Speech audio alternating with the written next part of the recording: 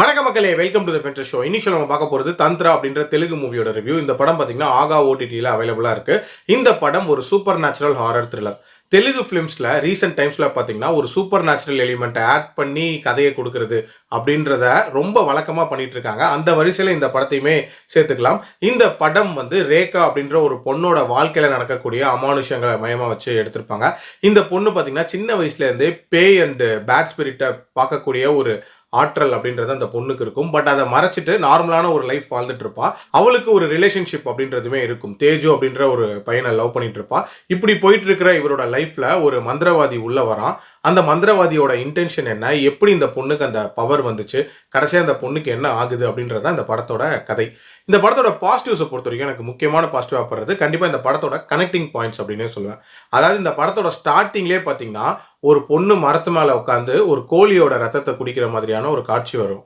அந்த மாதிரி ரேண்டமாக நிறைய காட்சிகளை காட்டுவாங்க. அது மட்டும் இல்லாமல் ரேண்டமாக நிறைய கொலைகளையுமே காட்டுவாங்க.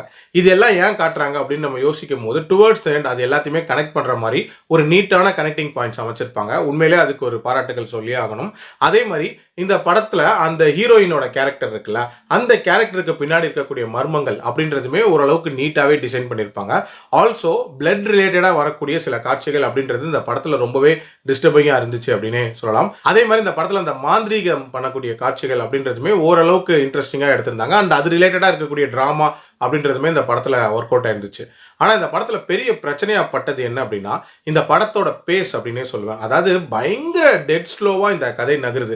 ஈவன் தோ ஒரு சில காட்சிகள் ரொம்ப சுவாரஸ்யமாக அமைச்சிருந்தாலும் படத்தை நகர்த்துறதுக்கு இவங்க ரொம்பவே சிரமப்பட்டிருந்தாங்க அப்படின்னே சொல்லலாம். அண்ட் தேவையில்லாத நிறைய சப்ளாட்ஸ் அப்படின்றது இந்த படத்தில் இருக்குதான் செய்யுது. உதாரணத்துக்கு ஒரு முஸ்லீம் பாய் ரிலேட்டடாக ஒரு காட்சி வரும். அந்த சீக்வன்ஸ் அப்படின்றதெல்லாம் இந்த படத்துக்கு தேவையே இல்லை அப்படின்னே சொல்லலாம். அதே மாதிரி இந்த படத்தில் எமோஷனல் கனெக்ட் அப்படின்றதும் பெருசாக இல்லை. முக்கியமாக அந்த ஃப்ளாஷ்பேக் போர்ஷன்ஸ் ஹீரோதும் சரி ஹீரோயினும் சரி அந்த அளவுக்கு எஃபெக்டிவாக இல்லை அப்படின்னு சொல்லலாம். ஆல்சோ இந்த மாதிரியான சூப்பர் நேச்சுரல் ஹாரர் மூவிஸ் அப்படின்றது நிறைய ரீசெண்டாக வந்துட்டே இருந்தனால அதுலேருந்து தனிச்சு நின்னா மட்டும்தான் இந்த படம் பெட்டராக இருக்க முடியும். அந்த மாதிரி இந்த படம் இல்லை அப்படின்னே சொல்லலாம். பட் ஸ்டில் ஒரு ஓடிடியில் ஒன் டைம் பார்க்கலாம் அப்படின்னு நான் சொல்லுவேன். என்னோட ரேட்டிங் இந்த படத்துக்கு 2.25 out of 5. அடல்ட் கண்டென்ட்டை பொறுத்த வரைக்கும் இதில் ஒரு சில டிஸ்கஸ்டிங்கான காட்சிகள் அப்படின்றது இருக்கும். அண்ட் படத்தோட டியூரேஷன்ங்கிறது கிட்டத்தட்ட 2.25 மணி நேரம். அதுக்கேற்ற மாதிரி பிளான் பண்ணிக்கோங்க. மீண்டும் அடுத்த விமர்சனத்தில் சந்திக்கிறேன். நன்றி, வணக்கம்.